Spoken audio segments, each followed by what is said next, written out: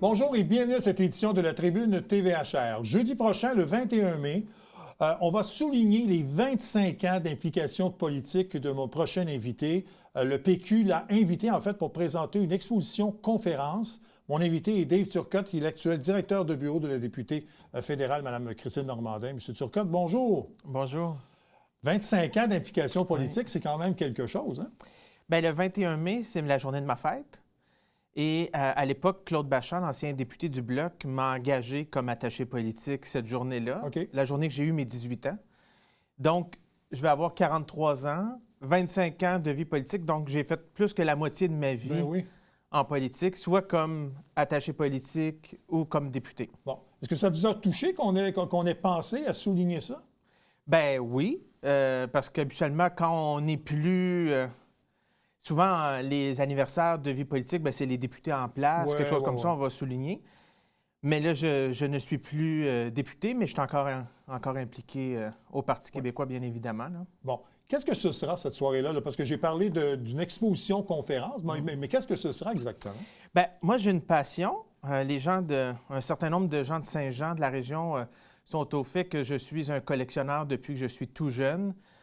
C'est d'ailleurs ça qui m'a amené un peu en politique, le fait de collectionner tout ce qui est en lien avec l'histoire du Québec. Donc, je collectionne des choses sur la politique.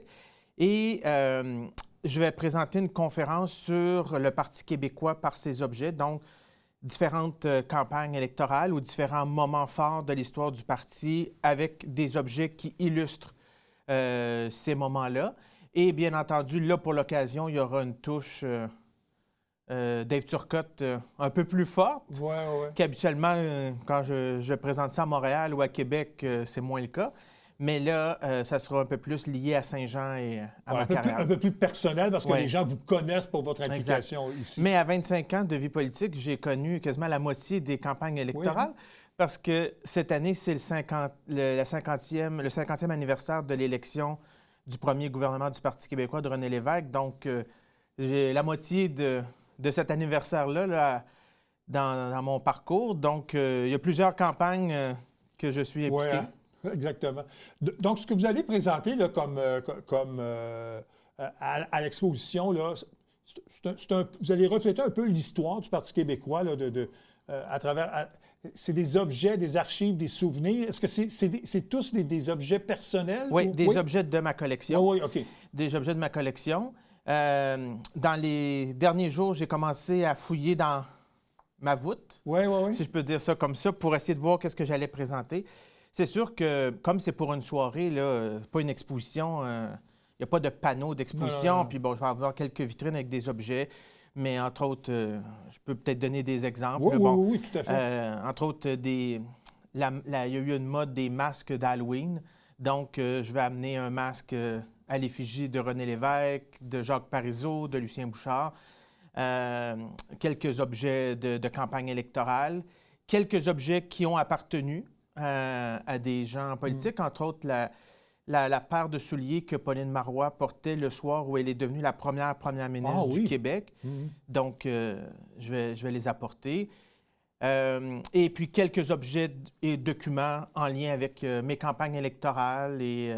mon parcours politique. Bon, est-ce que c'est difficile, pour la paire de souliers de Pauline Marois, par exemple? Comment ça se fait? Vous avez approché Mme Marois pour les avoir ou c'est elle qui vous a approché?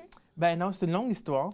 À vrai dire, cet objet-là, je l'ai dans ma collection, mais c'est pas ma collection, là. C'est un prêt à long terme, si je peux dire.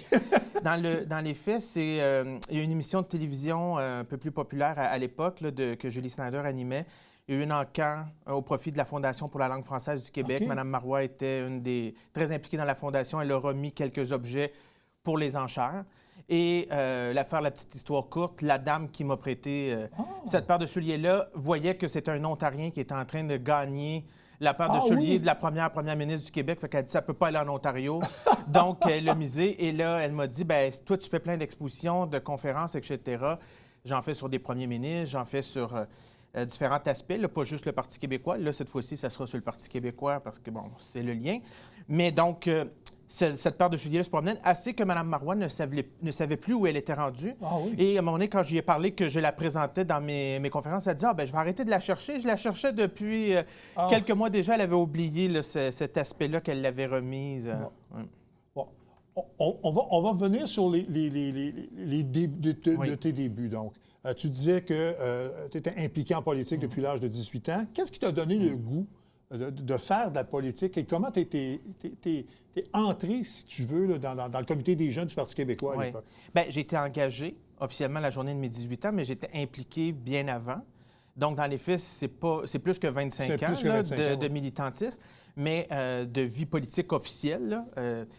Moi, ce qui m'a amené à la politique, c'est l'histoire du Québec. Je m'en souviens pas, j'étais trop jeune, mais ma mère me raconte à l'époque, je ne suis pas né à Saint-Jean, là.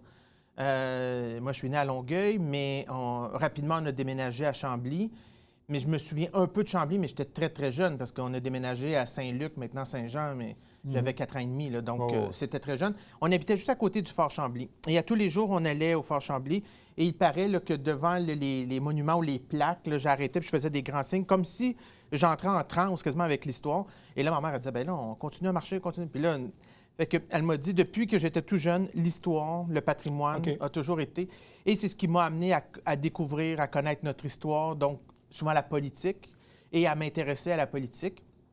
Et ma famille, mon père avait, et encore, là, une entreprise familiale, un garage de carrosserie automobile. Puis on avait eu des enjeux avec la municipalité à l'époque.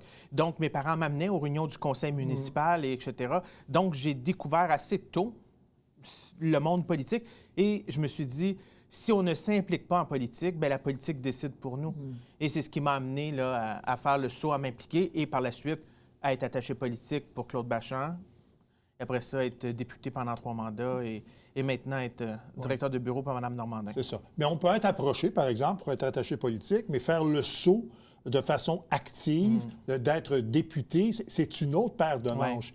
Est-ce que ça s'est fait spontanément ou déjà, en très jeune âge, tu souhaitais devenir député? Pas vraiment. Non. Pas vraiment. Peut-être inconsciemment, là, mais consciemment, non. C'est Roger Paquin, l'ancien député de Saint-Jean, qui était député au moment où j'ai commencé à m'impliquer, qui m'a dit une phrase qui m'a resté et que j'ai appliquée en 2022 et que j'applique encore maintenant, les prochaines élections, quand les gens me demandent est-ce que vous allez être candidat de nouveau. Bon, c'était une de mes questions, mais vous pouvez y répondre tout de suite. Allez-y. Il m'avait dit à l'époque, Roger, on veut tous rester ou on veut tous être candidats, mais on n'est jamais prêt à laisser notre place à des Québécois issus de l'immigration, à des femmes, à des gens qui ont des compétences extraordinaires. Je ne dis pas que je n'ai pas de compétences, c'est pas ça que je dis, mais on pense souvent à nous-mêmes, mais il faut aussi avoir le portrait d'ensemble, ce qui est mieux pour le parti et, dans notre cas, au Parti québécois, pour le projet, pour l'indépendance du Québec. J'ai fait le choix de ne pas me représenter parce que je crois que j'ai amené ce que j'avais amené et je peux aider autrement, soit comme conseiller, comme appui, etc. Mais je pense qu'il faut avoir de nouveaux visages, puis laisser la place à d'autres personnes qui ont une nouvelle énergie. À l'époque, quand j'ai décidé de me présenter, c'était un peu ça que Roger me disait. C'est, t'as la fougue de la jeunesse, vas-y. Et en 2007, lors de ma première élection, où je n'ai pas gagné, là, en 2007, j'ai perdu, mais j'étais le plus jeune candidat du Parti québécois dans une circonscription prenable. Si j'avais été élu à ce moment-là, j'aurais été plus jeune là, que Claude Charron et André Boisclair. Mais ça n'a pas été facile. Moi, je ne l'ai pas eu facile là, pour être candidat. Là. Justement, M. Boisclair ne souhaitait pas que je sois candidat. Donc, j'ai dû me battre, vendre plusieurs cartes de membres. Moi et mon organisation, on a peut-être vendu 800, 900 cartes de membres pour finalement... j'ai été le seul à être candidat à l'investiture, mais ça n'a pas été simple. Donc, j'ai appris Je ne l'ai pas eu sur un plateau d'argent. Mais ça a peut-être forgé ce que vous êtes aujourd'hui, Exact. hein, c'est ça? Parce que Tout à fait. après ça, vous avez fait 3 mandats Tout à fait. comme député. Contre toute attente, parce que Saint-Jean, on a toujours dit que c'était une circonscription baromètre qui votait avec le bon bord. Force est de constater que dans ces 3 mandats-là, le bon bord était le mien. Là. Exact. Qu'est-ce que vous retenez justement de cette expérience de politique active? J'ai tellement appris de choses, personnellement. Là. On apprend être député, c'est être généraliste. Hein. Il faut s'intéresser autant à la santé, l'économie, l'éducation, les enjeux environnementaux, etc. Fait qu'on apprend beaucoup. J'ai appris aussi, j'ai connu plusieurs personnes qui sont encore de bons amis pour moi. Puis quand je me promène dans la circonscription, je vais dans des activités soit avec Mme Normandin où je la représente. Il n'y a pas une fois que je ne rencontre pas des gens que j'ai connus à cette époque-là, puis je suis content de les revoir. Donc, sur le plan humain, c'est très intéressant. Puis c'est sûr que c'est un privilège, là. On est 125, peut-être possiblement 127, mais on est 125 Québécoises ou Québécois qui sont choisis une fois par 4 ans ou environ pour représenter les 8, quasiment 9 millions de Québécois à l'Assemblée nationale. C'est quelque chose. Puis à chaque jour que je siégeais au Parlement, il y a une période de recueillement. À l'époque, c'était la prière. Maintenant, ils ont aboli ça, c'est le recueillement. Je prenais le temps là, de ce moment-là pour penser à ce privilège-là qu'on me donnait, puis la charge qu'il y avait sur mes épaules de représenter les gens de Saint-Jean, mais aussi les gens du Québec. Puis il y a des lustres dans le Salon Bleu, puis à la période de recueillement, c'était un silence. Donc, on entendait le bruit là, avec l'aération, puis ça, des morceaux de cristal, là, des luminaires. Là. Et là, je portais attention. Ça me rappelait là, à être ancré dans les préoccupations. Parce que quand on est en politique, on est dans une bulle. Mais il faut être capable de percer cette bulle-là pour, comme disait mon ancien collègue François Gendron, lire le peuple. Comprendre qu'est-ce qui touche, qu'est-ce qui intéresse les gens. Pas nos games politiques, puis de faire notre point, puis etc. à court terme. Qu'est-ce qui intéresse les gens? Puis c'est ce que j'ai tenté de faire. Puis je crois que c'est ce que j'ai réussi à faire durant mes mandats, de toujours me rappeler que c'est pour les gens qu'on fait ça, puis qu'est-ce qu'on peut faire pour les améliorer. C'est bien beau de vouloir imposer notre agenda, mais si le monde n'est pas là, ça ne sert à rien. Exactement. Vous avez le PQ tatoué sur le cœur, la souveraineté aussi. C'est ce que Gilles Lévesque m'avait dit à l'époque. Ah oui, hein? Quand c'était difficile pour moi d'être candidat. Dans son éditorial, il m'avait dit « Ah, Dave Turcotte, c'est un jeune avec le PQ tatoué sur le cœur. Bon. Je l'ai pris comme un compliment. Bon. Mais c'est un compliment, en tout cas dans votre cas. Qu'est-ce qui a changé dans ce parti-là en 25 ans? Parce qu'il y a eu des hauts et des bas. Oui. Est-ce que le PQ que vous voyez aujourd'hui ressemble au PQ du début de votre carrière? Bien, je pense que s'il aurait ressemblé, ça aurait été un problème. Moi, je pense que la population évolue, le Québec évolue. Je crois que les partis qui aspirent à former un gouvernement, puis les gens qui souhaitent représenter la population doivent aussi évoluer dans le même sens que la population. Moi, j'ai pleine confiance à Paul Saint-Pierre Plamondon et au Parti québécois. Je trouve que c'est justement dans la catégorie quand on dit avoir des nouvelles générations, des nouvelles idées, de nouvelles énergies.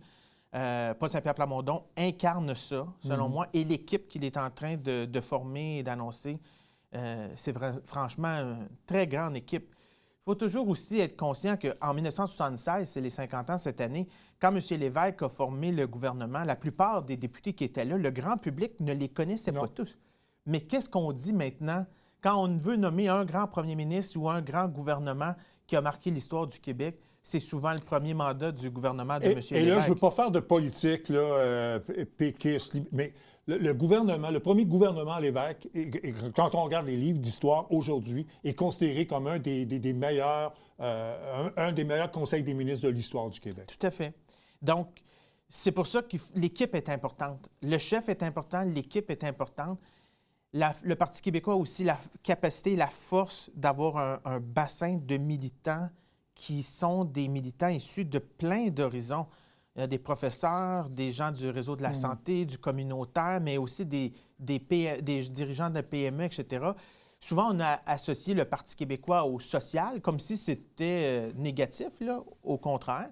Mais le Parti québécois, c'est aussi un parti d'économie.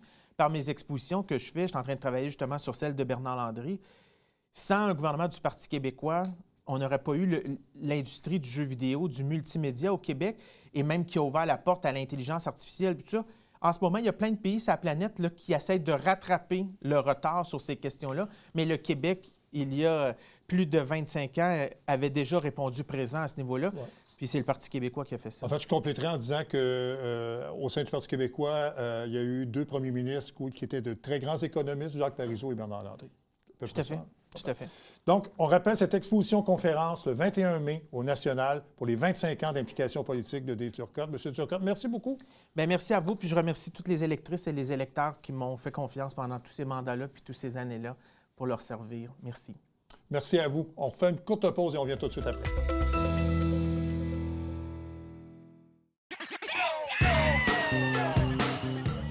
Le temps adepte du bingo, Télébingo vous permet de jouer dans le confort de votre foyer.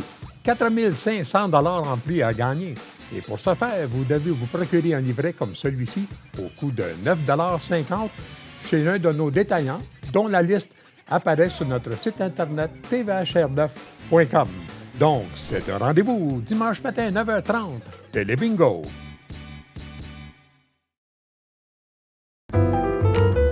À tous les mois, écoutez Dans l'œil de Miss Ray et rencontrez des artistes et des organismes qui contribuent à la diversité culturelle de notre belle région.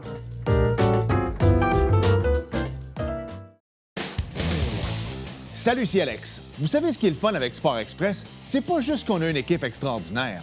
C'est qu'on vous fait découvrir la relève, des hommes forts, des légendes, des Olympiens, des équipes locales et aussi des gens qui ont à cœur votre quotidien.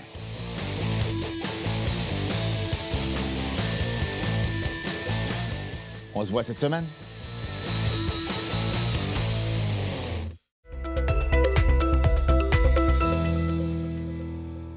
En fin de semaine, la place publique du Vieux-Saint-Jean va se transformer littéralement en galerie à ciel ouvert parce qu'on va présenter la Rencontre des arts organisée par Arto. C'est du 22 au 24 mai. Pour nous en parler, on a la directrice générale d'Arto, Mme Annie Ducharme. Madame Ducharme, bonjour. Bonjour. Je ne me trompe pas quand on dit que ça va se transformer en véritable galerie à ciel ouvert, là. Non, vous ne vous trompez pas du tout, du tout. En fait, Rencontre des arts, par le passé, c'était des artistes en arts visuels qui exposaient. Donc, c'est toujours là.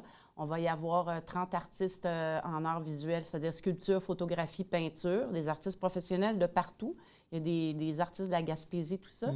Et en plus de ça, bien, c'est vraiment une expérience artistique pour les gens, pour les familles. On a bonifié beaucoup cette année avec des activités sur le site, des ateliers où les gens vont pouvoir participer en famille ou... Donc, c'est très participatif, là. Bon. Vous dites qu'il y a à peu près une trentaine d'artistes. Comment on les a choisis et qu'est-ce que les gens vont pouvoir voir comme style d'œuvre, par exemple? On a fait un catalogue qui va être disponible, là, qui est déjà disponible sur notre site Web. Les gens vont pouvoir aller voir. Nous, on a un comité de sélection pour Rencontre des arts. Donc, c'est des gens qui siègent sur le conseil d'administration, mais aussi des artistes d'Arto. Et on a reçu beaucoup de dossiers. On fait un appel de dossiers et c'est le comité qui sélectionne. On essaie toujours d'avoir des sculpteurs, des peintres et des photographes. Bon.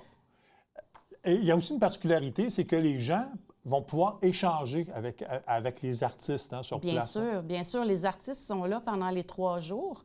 Donc, les gens peuvent regarder les œuvres, parler avec eux, parler de leur démarche artistique.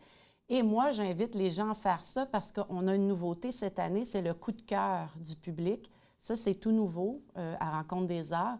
Donc, avec les commanditaires, on a ramassé un montant d'argent et les gens vont pouvoir aller voter pour leur coup de cœur.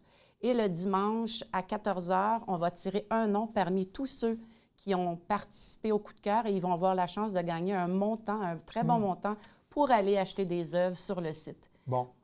Vous dites qu'il y aura beaucoup d'activités donc sur place. On va parler de quelques activités. Il y aura par exemple des ateliers qui seront présentés pour le public. Oui. En fait, il va y avoir de l'animation aussi. Oui, oui, OK, oui. donc des musiciens ambulants, des ateliers de cirque pour toute la famille, des jongleurs, des échassiers. Mais les ateliers, c'est qu'on voulait que les gens puissent aussi participer à l'art. On est beaucoup dans l'économie circulaire cette année. Donc, on va pouvoir en parler tantôt Ouais. là, avec le projet Satellite. Donc, on a ramassé des débris d'entreprise, puis on va faire une très grande murale. Les gens vont pouvoir participer à cette murale-là, et cette murale-là va être donnée par la suite au centre Jeunesse Action. Donc, et il va y avoir aussi une très grande murale qui va être faite à partir d'une mosaïque. Donc, c'est une artiste d'Artaud qui a dessiné, qui a fait un très beau dessin, et chaque personne va pouvoir faire son bout de mosaïque qu'on va assembler après. Bon, vous dites qu'il y avait de l'animation, je vais revenir là-dessus. Donc, c'est pas simplement là, une présentation d'œuvres d'art que les gens vont aller voir. Là. On veut vraiment faire comme une espèce de petite fête Oui. de week-end pour toute la famille, pour inciter les gens justement à s'intéresser à ça, mais aussi à les attirer avec de l'animation. Là. Oui, il y a l'animation, évidemment, il y a des musiciens qui sont là toute la fin de semaine. C'est des musiciens ambulants. Donc, ils étaient là l'année passée. Le public a beaucoup apprécié, donc on les a fait revenir cette année. C'est la fanfare faunée. Ils sont très drôles. Mais ce qui est particulier cette année, c'est qu'on veut vraiment sensibiliser la population aussi à l'économie circulaire. Donc, de voir qu'on peut créer à partir de débris et de ne pas juste aller chercher des choses dans les magasins. Fait qu'on veut vraiment sensibiliser la population à ça. Et de ce fait, on a fait une collaboration avec la Ville de Saint-Jean. Pendant plusieurs fins de semaine, il y a 4 artistes d'Artaud, sculpteurs, qui ont travaillé avec la population pour créer des œuvres qui vont être exposées. C'est le projet Satellite, OK. en fait. Donc, les gens vont pouvoir arriver sur le site, ils vont voir les œuvres assemblées, terminées, avec qui ils ont travaillé. Donc, il y avait Jean Guillet, Benoît Granger, Pascal de Métal en Jupe, puis Evans et Girard. Quand on va arriver sur le site, on va voir ces œuvres-là qui sont gigantesques, qui est fait à partir de recyclés. Donc, déjà, on peut voir qu'il y a une possibilité de créer avec ces déchets-là. Est-ce que c'est un défi intéressant pour les artistes de travailler avec ça? Bien sûr. Ouais? Chez Artaud, on a maintenant le mois d'octobre qui est vraiment dédié à ça. Ouais. Puis ça donne des grands défis, puis les artistes peuvent se dépasser puis aller plus loin là, dans leur démarche. Puis les gens qui vont aller sur le site aussi vont avoir droit, je pense, au chapiteau de la relève. Là, c'est les étudiants des projets d'art de Boutier et de Marcel Landry. Effectivement, eux aussi, on leur a donné des boîtes de carton, puis ils devaient créer des œuvres à partir du carton recyclé qu'on est allé ramasser là, dans les entreprises. Donc ça aussi, c'est une nouveauté avec ce que je vous disais, Satellite, coup de cœur du public. On va pouvoir aussi avoir la chance de voir la Belle de décembre qui est faite qu'à partir de recyclés. Ouais. Il y a une membre d'Artaud qui avait participé aux Belles de décembre de Jean Guillet, qui est Isabelle Goyette. Donc, ce n'est qu'avec du recyclé. Donc, les gens vont pouvoir la revoir. Et ce qui va être le fun aussi, c'est qu'il y a un atelier de peinture avec Andrew Jason, qui est un artiste d'Artaud bien connu à Saint-Jean, qui fait un atelier qui s'appelle Libère-toi. C'est important de le dire comme ça. Et c'est vraiment, on t'amène vraiment à aller très loin avec la démarche, avec la peinture, ta musique, tes couleurs. Tu es complètement enfermé dans une pièce, tout seul, à travailler avec la peinture. Fait que ça, c'est le fun aussi. Les gens vont pouvoir expérimenter différentes formes d'art sur le site. Oui. Et vous avez un ambassadeur quand même de marque cette année là, avec Widmer Normil. Oui, Widmer qui est pas mal connu. Là. Ouais. Il a grandi ici à Saint-Jean.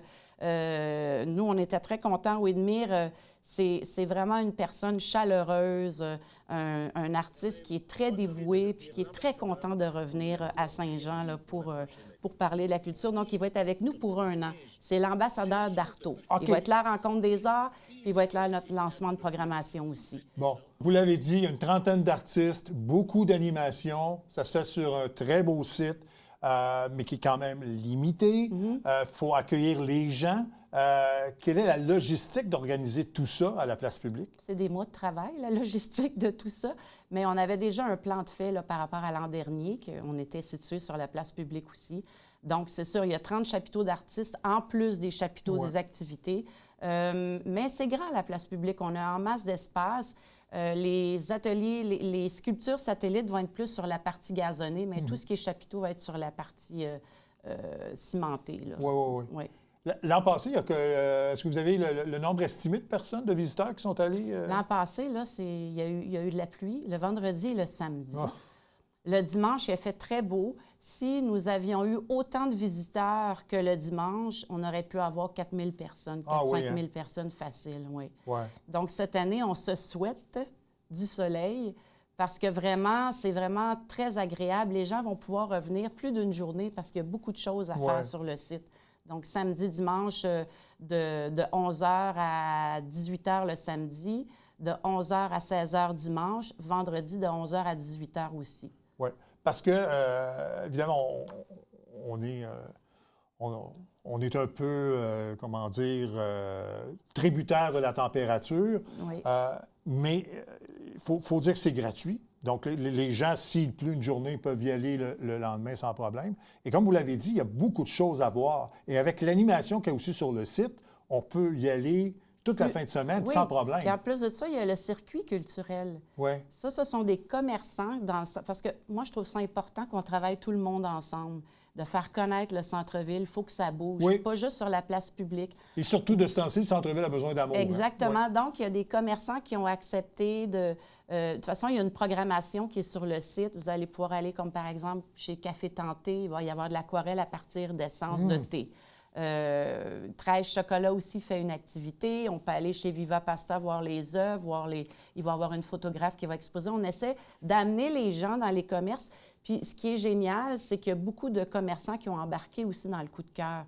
C'est que ça aussi, c'est une belle visibilité pour eux. Chausseux Pierre Roy, qui ne peut pas vraiment avoir d'artistes chez eux, mais qui participent quand même à cet événement-là. Je trouve ça vraiment, vraiment... Je trouve que le centre-ville va bouger, même s'il y a des travaux. Oui. Il y a quelque chose qu'on va faire, qu'on va développer, puis que les gens vont vouloir revenir d'année en année. Là. Exactement. En une minute, pourquoi c'est important, la Rencontre des Arts? Bien, Rencontre des Arts, c'est le seul événement qu'on a dans la région qui rassemble beaucoup d'artistes de formes d'art différents. Je pense que c'est là que les gens peuvent aussi voir toute la façon que les artistes peuvent travailler, de gagner aussi un montant pour aller acheter. Tu sais, souvent, on va dans des expositions et on dit « Moi, je ne peux pas me payer ça. » Mais là, ça va être toute une autre expérience parce que les gens vont arriver dans le chapiteau puis ils vont se dire Peut-être que je vais pouvoir partir avec cette œuvre-là à la fin de la journée. » Fait que c'est important. Il n'y a rien comme ça qui se fait dans la région. Fait que moi, j'invite vraiment les gens à venir découvrir Rencontre des Arts. C'est toute une autre édition là, de ce qui a été par le passé. Oui. Et le lancement officiel aura lieu le 22 mai à 12h45. Oui, et puis ça va se avec les discours et tout ça, puis ça va se continuer jusqu'à 18h. C'est ça. Puis toute la fin de semaine, donc du 22 au 24 mai, je rappelle que c'est sur la place publique dans le Vieux-Saint-Jean. Merci avec beaucoup. Du soleil. Hein? Oui, on va l'espérer. Oui. Merci beaucoup, Mme Duchamp, d'être venue nous en parler. Merci beaucoup. Ça complète cette édition de la Tribune TVHR. Merci beaucoup d'avoir été là. À la prochaine. Au revoir.